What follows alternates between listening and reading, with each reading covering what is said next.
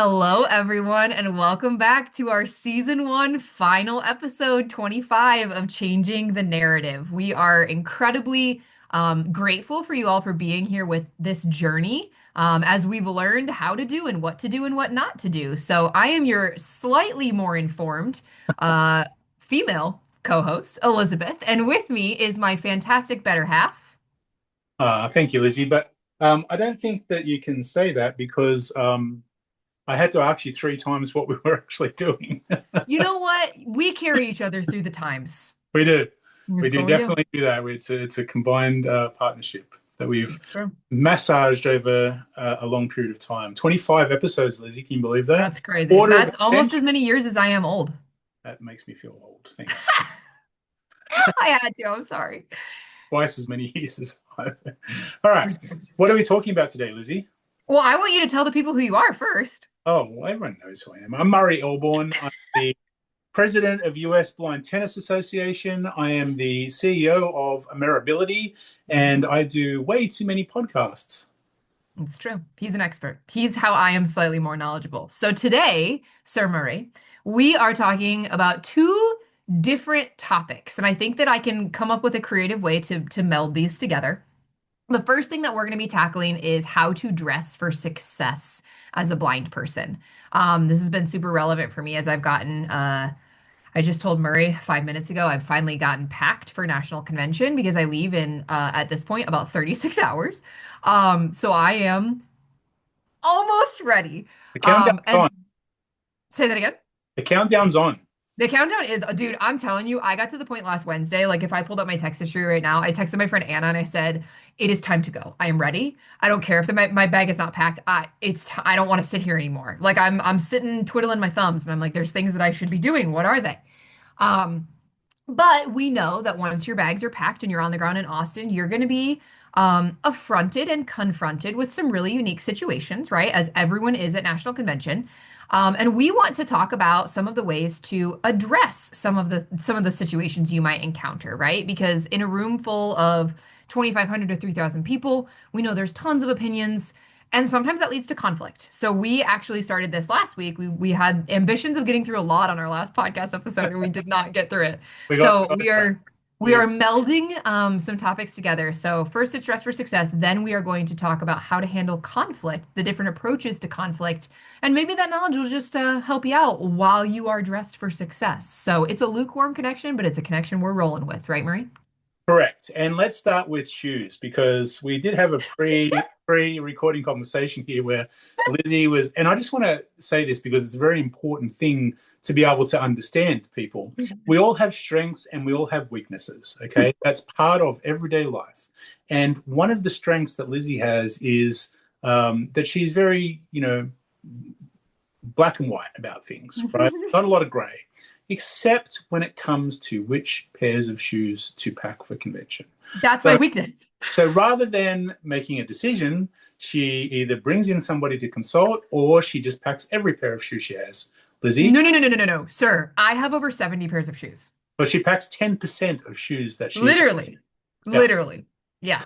So I just want to let everybody know that, you don't have to be perfect. Like, there's going to be situations in your life where you just can't decide about It's whether true. to pack the Birks, the white, the black, the brown, Mhm. the purple, whatever it is that you're Mhm. having Pack them issues all. with. I'm the Mhm. same actually with running shoes. I need to, Mhm. in fact, my physio said to me, "You just color coordinate, don't you? You're a color coordinator." And I said, "Yes, I am.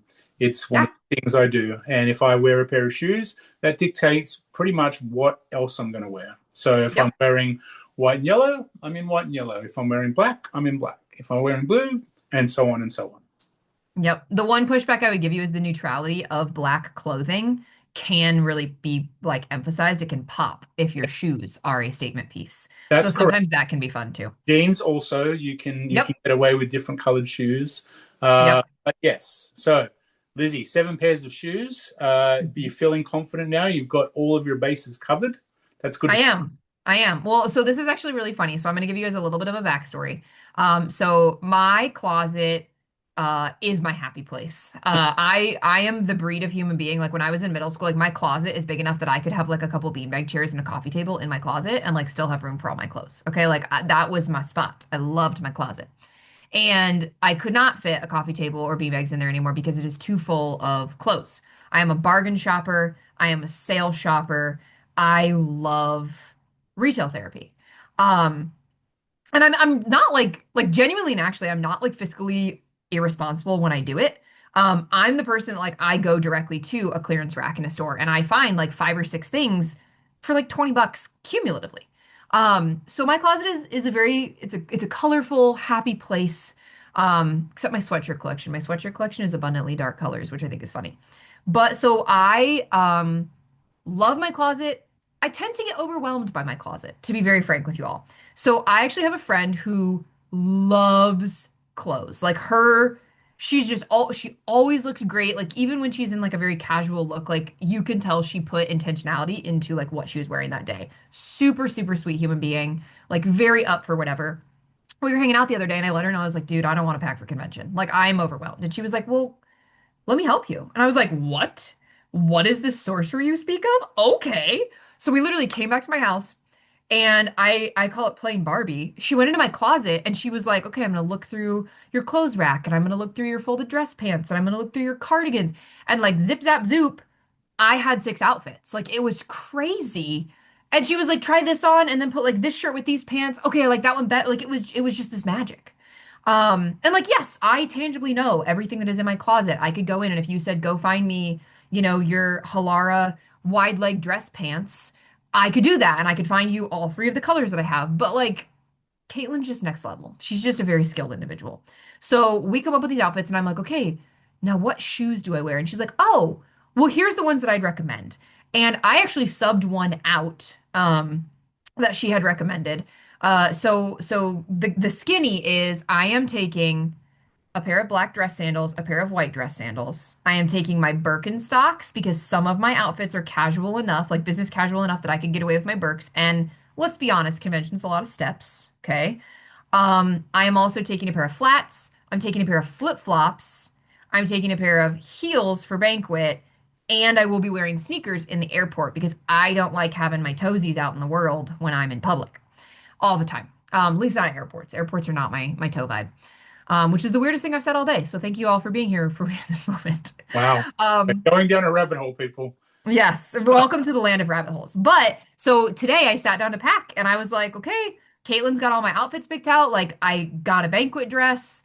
I know what shoes I'm taking. It was literally just throwing my casual clothes because I am the breed of human that if I'm like done with all my NFB obligations at like 8, I'm not going to bed until midnight, right? Like I'm not going to sit in my business casual clothes. So I almost pack two wardrobes for convention. I have like a business casual side and then I have like my jean shorts and my t-shirts and like things of that nature. But zip zap zoop, everything is done. Like I am packed minus my tech stuff, my cosmetics, and my tennis shoes. And low key, I think I might bring my pillow because I'm there for like 8 nights and I don't want to sleep without my pillow for 8 nights. And I have room in my suitcase. So like the fact that I'm this overpacked, 7 pairs of shoes, and I still have room for my pillow, I will accept the award whenever you're ready to give it.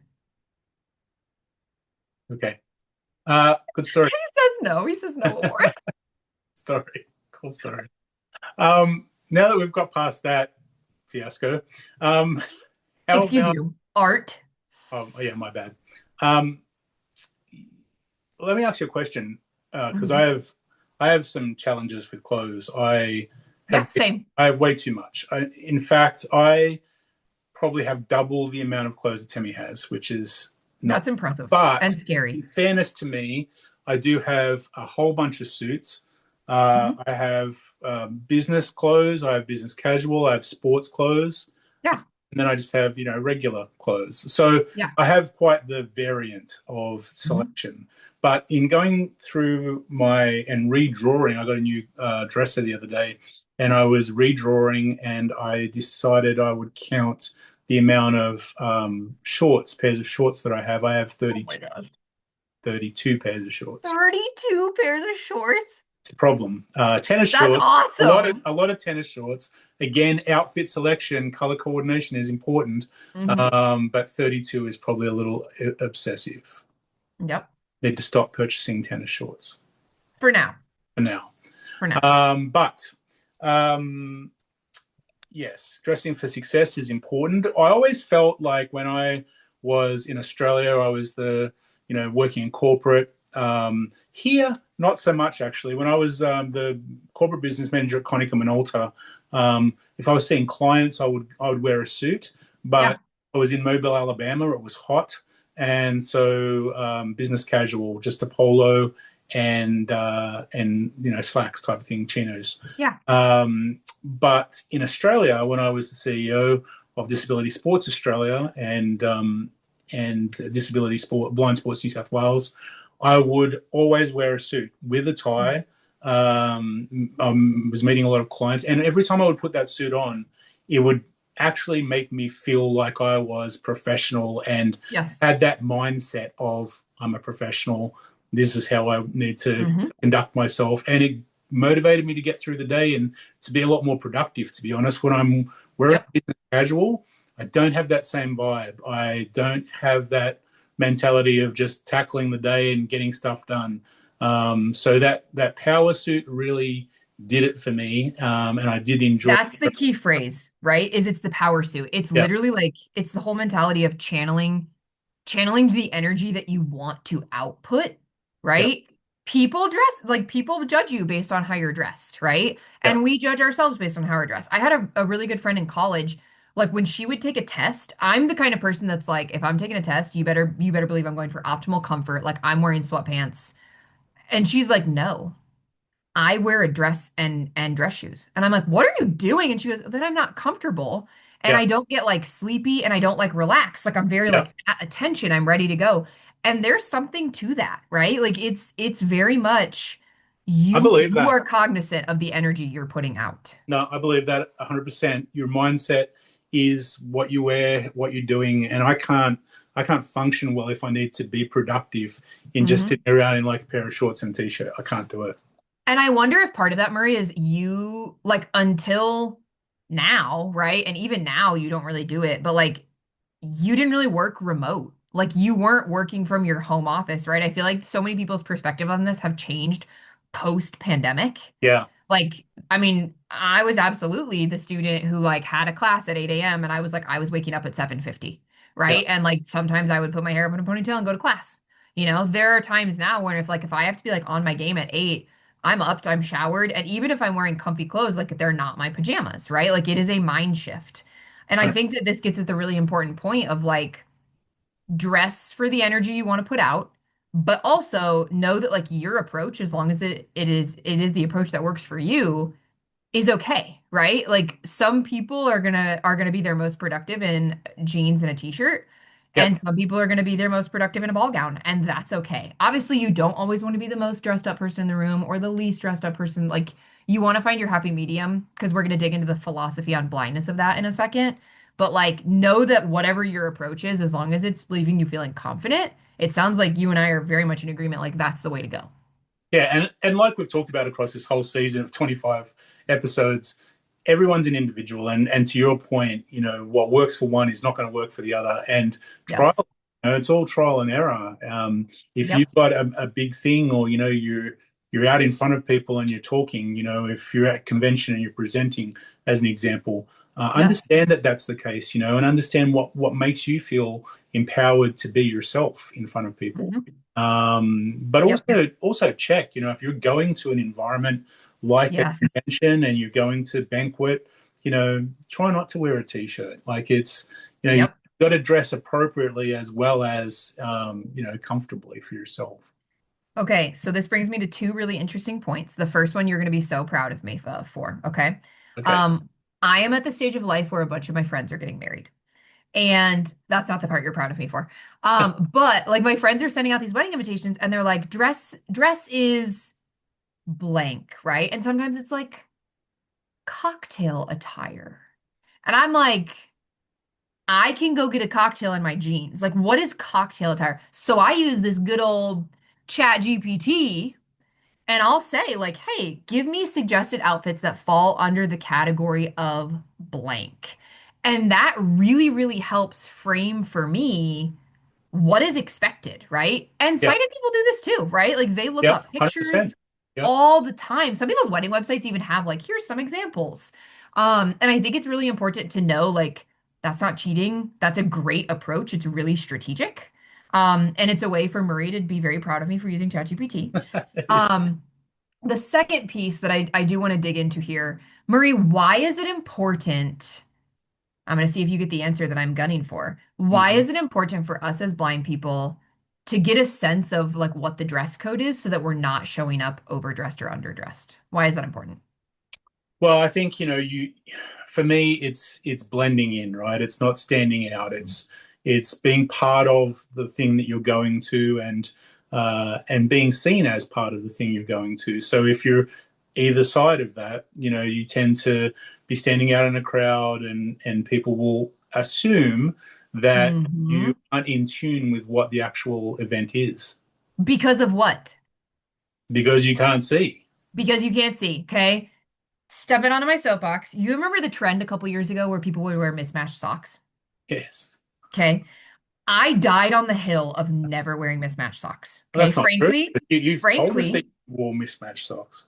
I have way too much OCD to ever be comfortable wearing mismatched socks. And two, okay, I knew that if anybody ever put together the fact that I couldn't see, because this trend was very popular before I used a cane, um, oh, she can't see. She doesn't know her socks don't match. Right? Like, I never wanted to be that person. I never wanted to be like blackballed into that.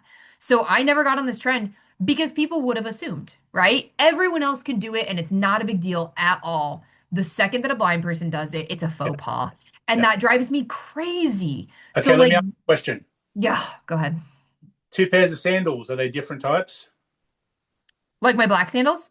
Like, can you tell the difference between? Oh, well, that's what I'm asking. You got black and white sandals. Are they different types, or are they the same? Different styles. Yeah, Yeah. I don't think You I do have a that on purpose? single. Oh, so kind of sorta. I definitely it helps me to look at like them from a style perspective, to identify like what shoe is what. I have had two pairs of sandals in my life that I couldn't tell apart, and frankly, I tried to get rid of one pair and I accidentally got rid of the other pair. So I try not to do too many like Similar. the big trend among men in the blindness community, and not you because you're very fashion forward, okay? Guys will literally be like, I'm gonna get the same t-shirt, but in like 15 different colors. Because all they have to do is throw on a net neutral pair of shoes and jeans and any t-shirt and it matches, right? If that's Right. what works for you, great. I love that for you. I don't like not being able to tell you what I'm wearing. Like I have people like on the regular, like I've had my fifth and sixth graders ask me like, well, how do you know what you're putting on in the morning? Like, how do you get dressed?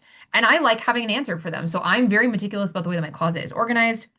I know where all my shoes are. I try to get them different enough that I can tell, right? I have two pairs of Birkenstocks. One of them has two straps and one of them has like a flip-flop strap, right? So like you can tell based on texture or like or tactile nature the Yeah. differences between the shoes. So the differences between the three pairs of sandals that I'm wearing to convention, one of them is white and covers more of like the top part of my foot.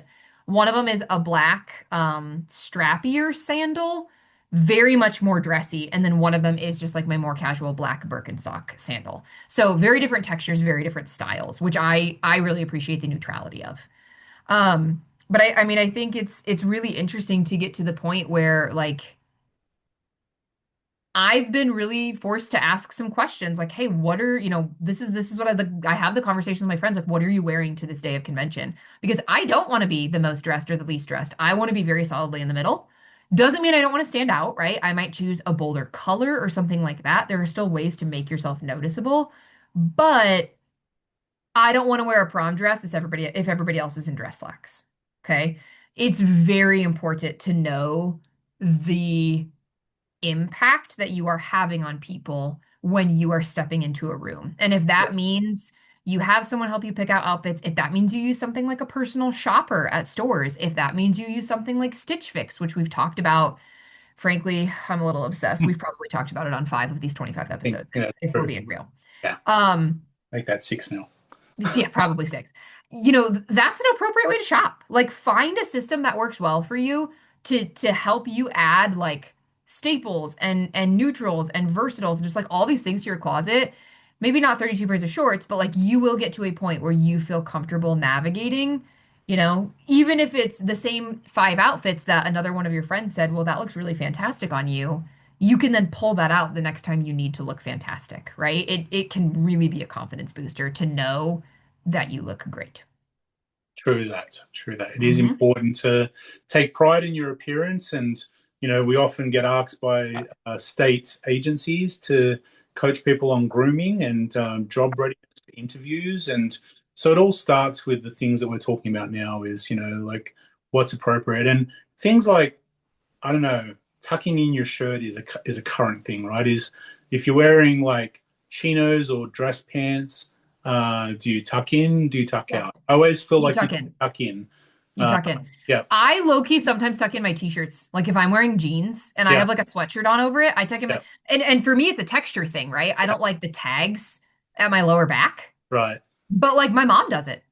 yeah, And I don't know if it's just like an acquired thing, but it's very much like a unique style, you know? yeah. If I want to wear a bigger t-shirt, then I'll tuck in sometimes because that looks really sloppy if it's out, uh, Yep. and like pull it up and over. But yeah, Yep. it's like important to understand that. And when I was talking to someone who came to the interview and we picked out the outfit and then they had their shirt untucked, I'm like, I just want to let you know that these things are important. Also, pants over the short, over the shoes, right? If your pants are pulled up over, not over your shoes properly, like little things like that, people know. Yes. And if Yep. you're going for a job interview or you're working or you're networking with people who will notice those things, like those things are important that you might not realize. So always good to like check. Yes. Let's also just take a second because I don't think this gets talked about enough, frankly. Um, in addition to like the clothes you are wearing, you should be showering every day. You should be brushing your teeth twice a day. You might not have to wash your hair every day, but like you should be cleaning yourself every day. You want to be like very cognizant of how you smell. Yeah, And that's like from a cologne perfume, like figure out your nice amount. Like ask someone who can honestly give you feedback. Like, is what I'm wearing too strong? Right? You're gonna have environments that are scent free. The National Federation of the Blind's National Convention is a scent free environment. I hate not being able to take perfume with me. I will do it out of respect for other people. But that means like you need to be applying deodorant. You need to be cognizant of like what you put in your hair and different things like that. So don't be afraid to like take the time and effort to make sure you know a couple of really tasteful, easy hairstyles, right? An updo for girls, a down, or for anyone who has long hair, right? It's not about gender, but like know how to make yourself presentable and practice that, right? I went to a gala in New York City a couple years ago and I had no idea how to do my hair. And I literally went to my hairstylist to get a haircut and I was like, Kathy, teach me a couple ways that I could do just like a super simple updo. And I still use them to this day, right? So figure out your cleanliness routine, stick with it, ask people you trust the hard questions and like be ready for them to give you answers you don't want, right? Like I've had my dad, I walked downstairs and he's like, "Whoa, dude, you got way too much perfume on," right? Nice delivery, Tim. Thanks. But like it's good for me to know, like, okay, that one is a lot that can be stronger than subtle this like that. one. Sure. Yeah, that one is a lot stronger than this one. I only need one spritz of this one, whereas this one fades really fast. I might need three, And right? So the other thing get about well that, acquainted with your supplies. is if you're in a really hot environment that's like humid, like we always are at convention, you probably need to apply deodorant a couple times a day. Multiple. Don't just Yep. start out and then like If you're like sweat up all and over. around and moving. Yeah, Hmm. because it catches up on you quick. And if that means you put it in your backpack and you take it with you, do it. Yeah, Like find, I can actually show you exactly this because I packed it in my backpack this morning. I literally have this leather purse. Okay. It's actually like a backpack, but it's got like a purse strap that actually zips up and zips down. So I can wear this as a purse. I can wear this as a backpack. It can be dressed up. It can be dressed down. So like I will have my water bottle. I will have my deodorant. I will have a pack of gum. Like I will have a lot of the staple essentials in that because I might not get to go back to my room every 4 hours at convention. Like be cognizant of what your day looks like and plan accordingly so that you can be the most confident version of yourself yeah. at all times, right? There are obviously times when that is out of our control. Um, when it is within your bounds, do what you can to fix it. It's worth it. Gum's always good if you're eating onions at lunch too, peeps. Yeah, for real. Yeah. Or like if you know you're going to be in a job interview, like maybe don't eat onions. Like be Yeah. cognizant of what you are Don't consuming. don't eat onions. Yeah. Yeah. Yeah. Later episode to discuss dining etiquette if you're at a formal, event or something like that. We'll get to that later. Yeah. Um, yes. So I think that the skinny here is do your research to identify pieces that make you feel like the best version of yourself and then own it, right? Like just it sucks and sometimes you have to fake it till you make it, but like you will figure it out in due time. I am confident in that because I used to wear basketball shorts and t-shirts every day. Like when I was in middle school, I have gotten significantly more put together in my approach to style as I've gotten older because I was in environments where that had to happen, right? If you're a public school kid in the Midwest, you don't wear, like, unless you're in a sport and you have to dress up on the day of an event, you don't wear nicer stuff to school that often, you know? Totally different vibe, maybe if you're in a public versus a private school or a rural Iowa versus urban Iowa. Like, figure out what works for you at that stage of your life and get it. See, this is why we should have done a podcast about uniforms versus non-uniforms in school. It's a good one because Australia uniforms. You're in, I'd be a uniform advocate. so Mm. there's definite pluses to uniforms. I feel like. You can't get as many dress code violations, and everybody looks bad in certain things. I would actually be a proponent for bad uniforms. Like, it's too easy to make fun of each other for like the things that make you separate when you're that age. I am a proponent of bad uniforms. We're going to get your take on bad uniforms at some point. It's going to be entertaining. I don't like khakis. That is literally the simplest version. I don't like khakis. Are you familiar with desert boots? With what? Desert. This is going to be an interesting one. Desert boots. Desert boots? Yeah. No. So they're brown and they're like suede material. They're not like suede. They're like kind of Swedish material. And Okay. back in the day, like in the 90s and the 80s, Aussie boys used to wear desert boots with their school uniform. That's a look. I don't think it's a look that I would try, but that's a I mean, look. it's probably not a look now. But there was another English teacher who I had. She was a history teacher, actually, but she was English. And she used Mm. to make us take our shoes off before we would enter the classroom. And so along the hallway of the class, like outside of the classroom, there'd be all these shoes. And it was all fun and games until someone got their like $300 Nike stolen outside of the school thing. And so then she got told no more taking your shoes off. That's actually a really big culture thing. It's like a way to keep your interior environments clean. Like I have been told that in a lot of like Asian American Pacific Islander AAPI households, like you do not wear shoes. And if you wear shoes, it's like one of the rudest things you can do. So another instance where like knowing your environment can be super important, right? Like how am I supposed to behave? What does that look like? I was How do pretty I manage thankful that? that we had that class in the morning, to be honest with you, because come Then three you didn't have to smell the stinky o'clock, feet. stinky Hmm. feet would be prevalent in that classroom. And stinky feet could really lead us to a point where we're feeling very hostile with each other, Murray, because if your feet smell more than mine, I might find a conflict in having to sit by you. So I think that's a wonderful transition for us to hop over to conflict resolution approaches, don't you? Conflict, I'm all about it. I've got the document in front of me. I'm ready to do the color thing with you. Okay, so I explained this to Murray last week, just in passing, and it's actually a life lesson that I learned from Ronza Othman, who's the affiliate president currently out in the state of Maryland. She used to be a federal employee working in the Equal Employment Opportunity Commission, EEOC. She helped like process a lot of the complaints internally at the federal government. She does something completely different now, but at the time she talked about how she would actually have a sign on her door that would identify to her employees what stage of conflict she was at. And when I say the stages of conflict, those stages come in three colors. And everyone has approaches to conflict and they sometimes go in order. So I'm just going to start by having us break down the colors. So Murray, you have the colors in front of you, correct? I do. Okay, so why don't you go ahead and just pick one, Murray, and I'll tell you, obviously, right, we know sometimes ChatGPT knows lots, sometimes ChatGPT doesn't. Let's see what you've got and we'll compare it to what I know of each of these colors. So what are we starting with? Blue, Blue. Let's hear it. calm and understood. Is that calm? Everybody, Okay, there we go. I'm getting there.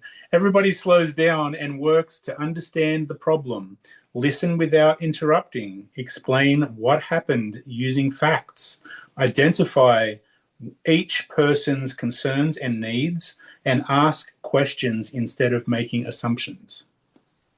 Okay. So the piece that you hit on that I really understand blue to be is making sure everyone feels heard. Blue is traditionally like the stereotype is your people pleasers. Their approach is blue, right? It's maybe a little bit more on the indecisive side, but it's, hey, I want to make sure that in approaching this conflict, everyone feels like their piece has been heard, that we've aired it out, and we're coming to a conclusion that everybody wants. Okay. So that is blue. I always like to say blue is the group that can never decide where to go for dinner because they're like, well, I don't know. What do you want to go? Oh, you want to go to Indian? Okay, Indian sounds good, but what about Chinese? Oh, you think Chinese? What about Italian? And they just get like so many opinions, right? Which is great They're the depending on what the options. problem is.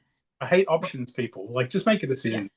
Yes. But there, Sometimes, again, the central piece of blue is let's make sure everybody feels heard, which I do think is really important. What's next? What color? well, we're going to go to your color next, red. Okay, don't make me feel so attacked because that's not even my first stage of conflict. Rude. Stop and stabilize. The conflict is heated, emotional, or becoming unsafe. Stop the discussion. Do not make major decisions. Separate or take a short break, or identify what must happen to keep everybody safe and respectful. So this one's actually very different from what I understand red to be. I think these are really going off of like these are the emotions that these colors make me feel. Which is interesting because my understanding of red is like it is a little bit more of that like emotionally charged, right? But it's also I want to handle this directly. Let's sit down, let's have a conversation, and let's wrap it up, right? It's not, I'm gonna kill you. It's Murray, here's what you did that really made me upset. Here's what I would like to happen as a result of it. I'm ready to talk this through when you are, right? Like it's very direct and intentional conversation, which again, if you let the emotionality run rampant, kind of like the indecisiveness with blue, the emotional rampage of red can be a lot. Um, Also, similar to blue, where the making sure everybody feels heard piece is really important.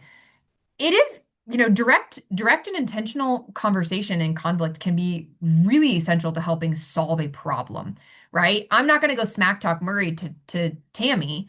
I'm going to go directly to Murray and say, dude, I'm kind of mad. Like, can we talk about this?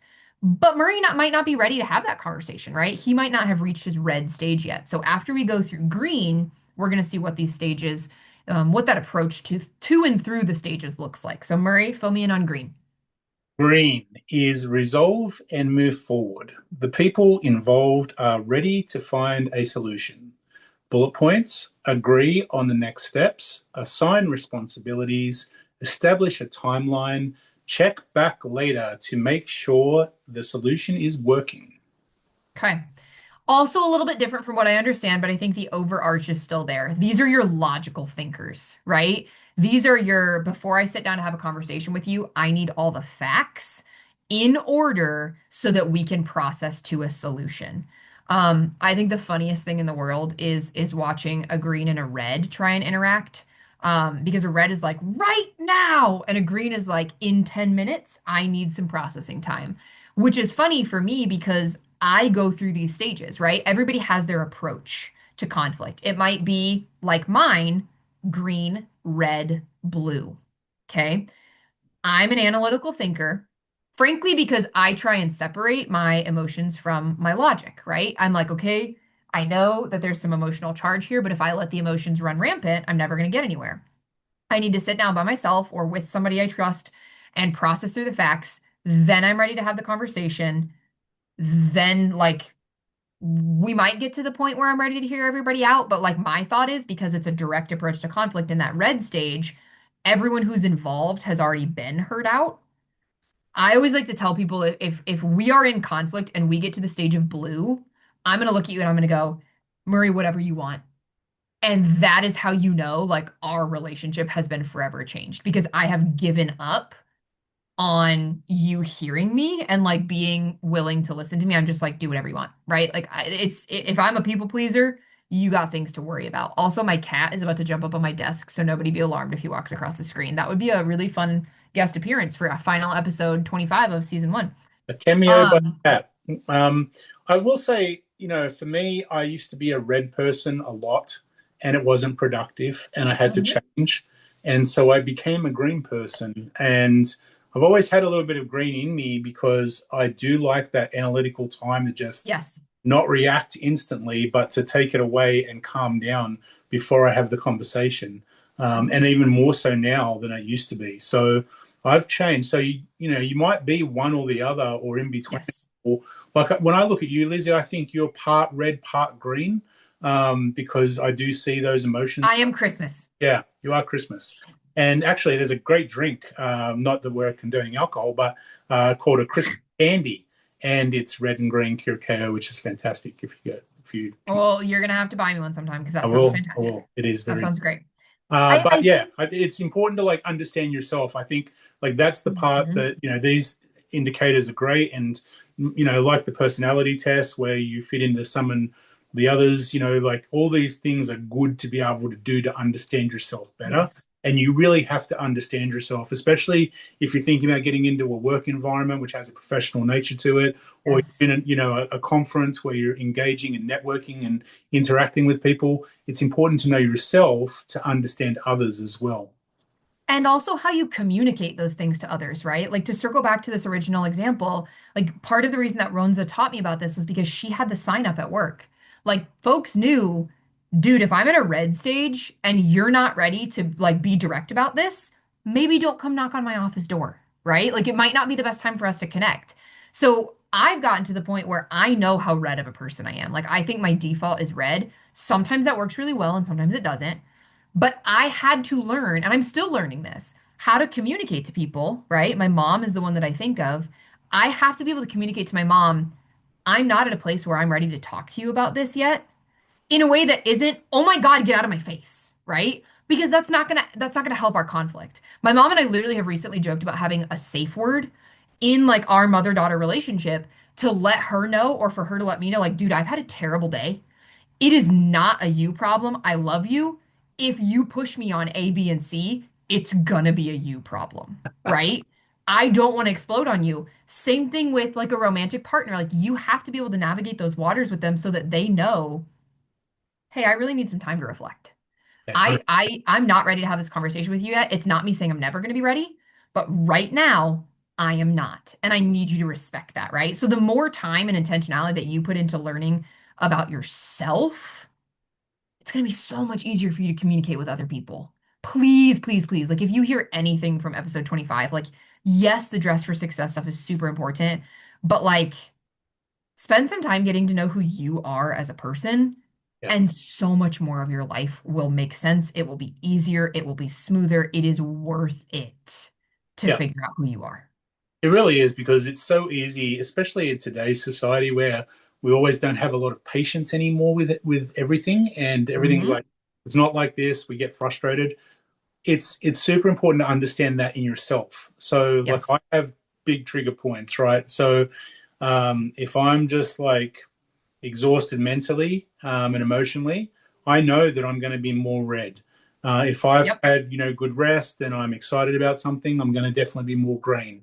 Yep. If I like to your point, don't really mind either way. I'm blue, and I'm wearing a blue shirt today.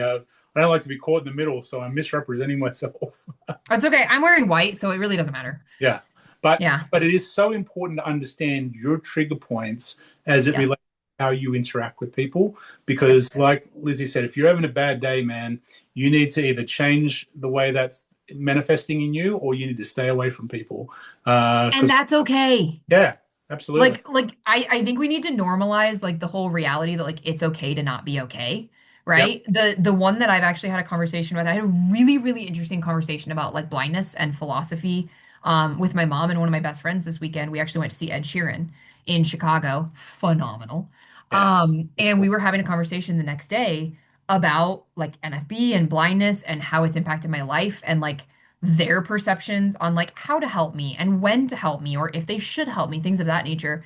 And like one of the things that I know is a huge trigger for me as a woman in 2026, completely separate from my blindness, do not put your hands on me without my permission. Like it is the quickest way to make me lose my mind, right? If it's one of my friends, if it's somebody that I hug on the regular, totally different story. But like I'm thinking if I'm in public, unless I am in imminent danger, keep your hands off of me. It's just rude. It's rude and it's presumptuous and it drives me crazy and it assumes that you know more than I do, right? Well, So like it's also my mom, respectful. say that again. It's also respectful. It Like is. we always feel like and you get touchy feely people who might mean well, but it's an invasion of personal space and privacy. Like you have to be cognizant of that. And I like that's one thing now. Working in the blind community a lot, I'm always very conscious of. And when I was even coaching the American women's goalball team for a little while, I would always ask, can I show you how your body's supposed to be? Like, can I Yeah, show? can I move your shoulders? Can Yeah, I put my hand on your exactly. back? Because My you travel like instructor it. in training was the same way. Yeah, you have to be that person. You Yes. can't just assume it. It's really bad. And again, like when I see Murray at convention, I might not ask if I can hug him, right? Like Murray and I have been friends for what, 3 years at this, 3 years. 4 years at Yep, this point. Like I wouldn't necessarily expect Murray to ask if he can hug me, right? Like I have some people who have made it really clear, like, hey, if I can't see you coming in for a hug, just let me know you want to give me one, and I'm right there, right? yep, It's really dependent on the personality and the interaction. right. I'm particularly thinking of airports and like Yeah, all the times that I've been like grabbed in yeah. airports. Like, if you would not do it to a 6'2", 50-year-old man, you should not do it to me. And it sounds really dramatic, right? And people are like, oh my God, Elizabeth, they're just trying to help. And I'm like, cool. Or I'm getting sex trafficked. Like one of the two for sure, Right, right? Like I'm a panicker. I'm like, what are you doing? Like, who are you and what do you want from me? I right. don't like it when people touch me. I don't like it when people touch my stuff. It freaks me out. Know your triggers. Yeah. Know them so you can frankly be prepared for them because it's gonna happen and you have to be ready to pivot.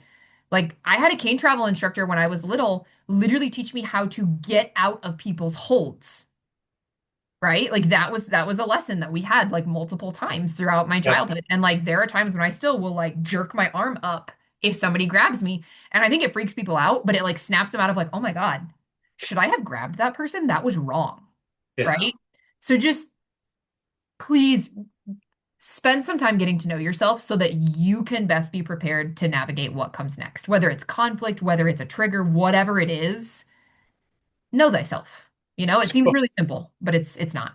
I saw a great video on TikTok the other day about the 10 habits of cane users approaching a cane user.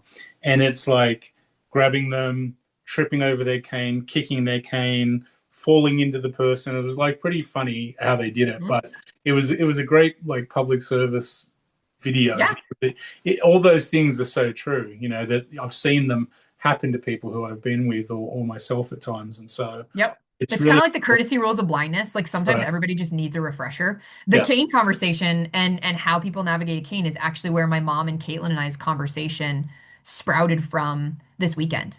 Because at the concert, right, like Caitlin and my mom are like, hey, there's a little kid in front of you. Like maybe don't sweep your cane. And I'm like, respectfully, They can get out of the way. that is how I'm exploring my environment. Yeah. That person's parent needs to be watching out for them and teaching them how to watch out for other people. Like, Yeah. yes, I never want to trip a little kid, right? Like, that makes me feel awful. But like the people who are walking ahead of me, who are like grown adults who just like turn around to look and see what's hitting them in the ankle, and then they're like, oh, Right. okay. And then they either keep going or they move aside. Like, I Right. don't care if my cane hits you in the ankle. Yeah. That's Well, what it's for. you're not in control of other people's environments. You're in control of your own environment. And so Exactly. you have to do what, your environment tells you to do. Yeah. So I mean, it was a really unexpected conversation. You will love this part though. So Caitlin and I actually started this conversation. My mom was still upstairs sleeping. We went down to get coffee. And we were standing in the Starbucks line and we were having a conversation about like how to approach a blind person to ask them if they need something, right? Because sometimes Caitlin's like one of those people. She's such a blue person. Oh, she's like the bluest blue person. And I love her for like she can be red and green when she needs to, Right. but she's very much like, I'm so sorry I did that. I shouldn't have done that. And I'm like, dude, you were totally fine. Like no big deal at all. So she's very cognizant of how other people feel. And she's like, sometimes I feel like I do things, we've been friends, give or take off and on for like 15 years of our lives at this point. And she'll look at me and she'll go, should I have done that? And I'm like, dude, you're asking. Like, first of all, that's the good part. It's like you're reflecting, you're figuring out what comes next. So we have this Right. like entire conversation about like if you see a blind person, best thing you can ask is, would you like any help? Right? Yeah. Because then it's within that person's boundaries to say yes, to say no, respect the answer, yada yada yada. This lady behind us in the Starbucks line, Caitlin goes, thank you so much for like, I feel like I'm learning so much. And this lady behind us goes, me too. That's awesome. So it was hilarious because it's one of those instances where I'm like, I'm having a one-on-one conversation with like the very true, versions of my reality Yeah. to like one of my best friends, and I'm accidentally educating somebody else from the public. So Yeah. be Yeah. cognizant, blind people of the world, that there's always somebody listening, Yeah. even when you don't expect them to be. And sometimes that can be good and sometimes that can be bad. In this instance, I really hope she learned something meaningful. So, And that just, talks about, I always talk about ignorance in the mainstream culture. mhm. And there's so much ignorance, but a lot of it comes from just not being around people with blindness and low vision. And so, Yes. like we all can put ourselves in places. I remember going to Iran to do the UNICEF conference, and I was one of the guest speakers. And I just remember clearly all the women putting their headdresses on as the plane was about to land. And I'm like, wow, this is really interesting, And to me, like, I love culture that I Mhm. feel uncomfortable in because it makes you learn, right? And Yes. so I feel like blindness is a little bit like that in some cases. Yes. If you don't know anybody who's blind or has low vision, you're going to think. I just had someone on one of my podcasts, hashtag Blind Talk, and he was a firefighter medic, and he went, diagnosed at 21, and then went, pretty much virtually his tunnel, fell in on itself, and by 26, he was like a completely different person. And he didn't know anybody with blindness and low vision. And you just hear this so much. And there's so many people who are losing their vision later in life now who are so, I've never met a blind person before. I don't know what to do. And it's so prevalent. So every time I feel angry about something that is ignorant in society, I have to remind myself that Could be they their first time. have the first clue about anything like this. So we'd And love I it think to the be big the other thing way. there, go ahead. No, I was just going to say we'd love it to be the other way, and Yeah. for there to be mainstream education, but that's not the reality of what we're doing right now. And I think the big thing there is that Maya Angelou quote, right? It's like do until you know better. When you know better, do better. Yeah, So like it's totally appropriate and like we very much encourage you like show yourself the grace in those moments to be as responsive as you can, show that person grace, but like also don't be afraid to educate. Like there's so much that can be taught in one simple interaction. And we're not always at our best. We can't, educate the masses. But like my favorite thing is when little kids are like, "What's your stick for?" Right? And their parents are like, "Oh my God, that's so rude. I'm so sorry." And I'm like, right. "Dude, let me debunk this for your kid." Because by telling them that they can't ask, like you're telling them I'm taboo. You're telling them that Right. disability is taboo. I literally love to explain to little kids, like I get down on their level.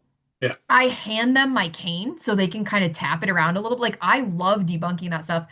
And I don't think I've ever had an interaction with a parent after that when they're like, "Oh my God, how dare you do that?" Like they're very appreciative. They're like, "Thank you so much for taking the time to like teach so and so something," or like, "Thank you for, I learned something in that interaction." So recognize that like we are all learning things. Find your credible sources. One more time, I'm going to say credible sources, right? When you're learning about other cultures, I don't care if it's traveling to Iran, if it's going to your first National Federation of the Blind convention, whether it's, a new language around, gender or gender identity. Figure out where to go for the best information, the most accurate information, and dedicate yourself to doing better next time, right? Like that's all we can do. Yeah. And encourage other people to do that. There's nothing wrong with that. And it's great to be able, if you are someone who doesn't feel comfortable in educating and you're going to be at the national convention in the next week, man, it is like a gold mine for that It stuff. is. And so, listen. You don't have to necessarily engage, but just listen when you're standing in line to get your packet, or you're waiting in the room for the presenter to turn up. Listen. You'll, Or you're watching somebody learn how to take an escalator for the first time because they've yeah, never been out without their parents. yeah, President Riccobono actually has an incredible story, about a day when he was really frustrated and he was ready to be back in his hotel room. And he was like, why is this taking so long? Like, what's going on?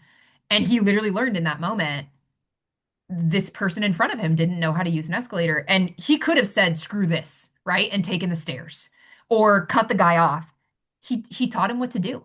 yeah, And they rode the escalator together like three, four, however many times yeah, until this guy was comfortable doing it. That's a lesson that that person's never going to forget. Whether it's President Riccobono or somebody else, right? absolutely. Yeah, It's 100%. it's one of those amazing moments where like you can offer to be someone's mentor and like friend in that moment and teach them something that they've never learned. And even if you never talk again, you've impacted their life. Yeah, 100%. It's always good now. I always ask because and I ask more times now with just general things. If I'm seeing someone, who's elderly unpacking their things at Costco and they've got a whole bunch of shopping trolleys and they're trying to do it. So I'll always ask, if I was packing my groceries away yesterday in the back of the car with Tammy, and this lady next was taking a cart back, and she said, "Are you done with your cart? I can take it back for you." Fantastic. Yeah. Like, it takes your day. There's It's little, kindness. yeah, it's the little things that we're missing in society a lot that, we kind of grew up with that are going away a little bit now. When you see Yep. it and you feel it, it makes, hey, it really does. So try, This is actually another conversation my mom and Caitlin and I had. Like the whole concept of like young people calling people like Mr. or Miss, right. right? And now you've got so many people who are like, just call me Jake, right? Or like whatever it is. And Yeah. it's like it's going to take a long time for me to have the trend of calling someone Mr. or Miss be out of me because I'm a rural Midwest kid. Like that's what my parents expected of me. I didn't go Yeah. to someone's house and call someone by their first name. Man, That's going not to what you the do. South, living in Mobile, Alabama for 2 years, ma'am and sir. That's all you get is ma'am and sir. Yep. And you talk to people like that, and it's a different culture and a different way of life. And People that's from the South, uh, they blow my mind in that regard because it's not even like Mr. Elbourn. It's like Mr. Murray, right? right, Like you get the like Mr. and the first name. So it's I was right. the same way in South Carolina. I was like, "Oh, Miss Anna," right? Like it's so funny.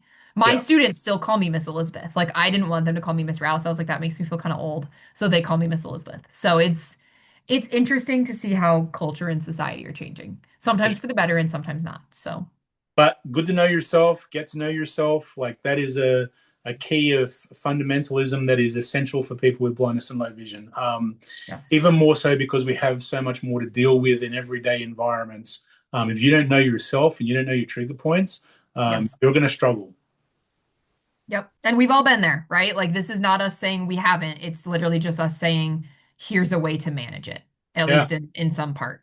And if you're not So, sure about who you are, ask somebody who knows you. Ask a mhm. parent or a family member or a sibling or a friend that you've known for a while, and just ask the question. Like, sometimes we feel like we're different people, and then being in different situations triggers that as well. So, Mhm. ask somebody. Get that perspective about who you are and how people see you. That's often really good to know, because sometimes you're in your world and you're in your Mhm. person and you don't really understand how you perceive to be to others. And I've certainly been through that, as a CEO and a boss, and I I want things done right. I'm conscientious about that, and my approach can sometimes be uh, confrontive to people who Yes. aren't like that, and so Well, you're not aware of it. it's really funny that you're saying these things because you're kind of queuing up my resource share perfectly. Okay, go for it. Okay. So I think that Murray's got a great point here in like asking people that you trust, right? I mean, that's like a throwback to the beginning of the episode. You know, your friends will tell you the color that looks best on you. Your friends will tell you the color that looks worst on you, right? I also am very cognizant of like you're seeing yourself through somebody else's lens when you ask them those questions. So the other thing that I would encourage people to do is like do some research online about like different personality quizzes. If you want to pay for the like red, green, blue quiz, you can. It's pretty expensive. But I'm even thinking like the five love languages, right? Like that's a book. You can read a book about different parts of your personality and see what fits with you and what doesn't. Like spend some time taking the Myers-Briggs personality quiz or the Enneagram, right? They're not end all be all. Obviously, there's going to be things just like astrological signs, right? Like I'm a Taurus and I'm as stubborn as they come, but like other parts of the Taurus like demographic don't apply to me. So know that you're taking things through like a specific kind of lens, a specific view, but like take some time getting to know yourself that way because you're also seeing it, yes, definitely through the subjective lens of like a test or a quiz, but also you get to answer those questions about yourself. So it might teach you a little bit about the various facets of your personality, the different pieces of yourself as a leader. I would say Myers-Briggs was one of the first ones I ever took. I have taken the Enneagram test and I have taken the five love languages. Those are the three that I would recommend you start with. As you gain access, later in life, later in your career to more resources, then, keep diving into the red, green, blue, approaches to conflict or different things of that nature. Like dig, just find different ways to dig. And I'm not talking like BuzzFeed, right? You can do BuzzFeed quizzes for fun too, but like the fact that I'm going on such and such a date with this character from High School Musical is probably not going to tell me as much about myself as one of these other quizzes. So spend some time getting to know yourself, take a quiz, read a book, dive deep. It's going to be fun. It's going to be fun. It might be hard sometimes, but it's going to be fun. Well, thanks for taking my resource largely. I appreciate that. Well, we can just share one. What was yours? But I was going to talk about, doing those quizzes as well, like doing the Briars mix, Myers. You did the same. I'm doing that so much today. I'm telling you, dude, we're tired. It's been a week and it's only just starting. But yeah, the other thing, obviously, like I'm fairly into ChatGPT, AI stuff. You know. It's a revelation on the last episode of the season. But it's always good to actually just ask your AI as well, because it's interesting to get that independent perspective about someone that you work with or someone that you talk to or someone that you ask questions about. Hey, tell me about me. What are the things that you think? And I'm not I'm saying, scared to do that, and you I better know, believe it's the first thing that yeah, I'm going to do after we get off this call. but it's not, obviously, look, take AI as what AI is, Yes. an interesting kind of starting point. If you don't have a friend readily available, or you don't have the money to take the tests, one thing I always did as a young kid, like in teenage years, 15, 16, I was fascinated with people, right? I was a big people watcher, big people person. That's how I learn a lot of stuff. I used to get the book, it's way back now, Alan Pease, I don't know if it's still available, called The Art of Body Language. And it gives you that test up the front of the book, Mm-hmm. to be able to, are you sanguine? Are you, melancholic? Are you this? Are you that? And it's just a good way to start to get to know yourself. And so, Yes. yeah, And your start defaults. yeah, start with Mhm. AI, get into some books, do some things, ask some people. It's good to Yep. get that well-rounded, Yes. self-evaluation of what you are and who you are. Yes. Lizzie, I'll see you in a couple of days. I'm so excited. Looking forward to seeing you, coming up Same. behind you and giving you a hug without notice. Perfect. Getting a As getting long as I hear the Australian accent, buddy, I'll know. I'll know. getting an elbow in the jaw for my faithfulness. No, I'm not that tall. I'd hit you in the stomach before I'd hit you in the That's jaw. not true. You're what, 5'8" or something? Yeah, but like you're still a little bit taller than me. Yeah, I am 6 feet with. Yeah, so I'm not gonna go like this. Okay. I'm gonna go like this. All right. That's good. Anyway, I'm gonna be able to hear you coming. I promise. That's true. Yes. It's always good to go. I always love to go shopping with people, and we split up. This happened the other day in Hobby Lobby. My sister-in-law, she's got quite a loud voice, and we split up, and I can always just trace her by her voice. Yes. So we're on the other side of the store, so I don't need to text her or call her. I'll just Yep. listen for the voice, and Exactly. she'll tell Exactly. me where she But is. Murray, let's also not be remiss. If any of our listeners here are at convention, please also come say hi. Let us know who you are. Let us know out Yes, of these 25 episodes what you've liked, what you've wanted to learn about next. Like open invite. We just love having this community, right? So know that we are also excited to see you guys. absolutely. Yes, I am at table A32 in the booth with US Blind Tennis Association. Drop by if you're in the exhibit hall, A32. I think I'm on the same aisle as One Court, and I'm on the same Mm. aisle as Google, which is exciting. Well, you're not on the same aisle as the Performing Arts Division. I'm pretty sure we're table F as in Foxtrot 6. So I'll come see you if you come see me, but Oh, you're going to be harder pressed to come see me because you're running a table. I'm just visiting. yeah. But I'll come sell you a Federation kazoo. So Kazoo. Make sure it's a blue yes, kazoo. If it's a a blue, blue kazoo. Absolutely. I yeah. can do that for you. I All can right. do that for you. I'll try and channel my 7-year-old that started playing kazoo. Dude, kazoos are actually so fun. I'm so excited. So Yeah, whether you're at the A tables or the F tables, you're going to have a great time. absolutely. All right, everybody. Thank you for season one. I hope you enjoyed all of our 25 episodes. Uh, Woo! Depending on Lizzie's Life. ability in life and everything that she does after the summer, we may be back, but we'll keep you up to date. Yes. Bye. Ta ta, everybody.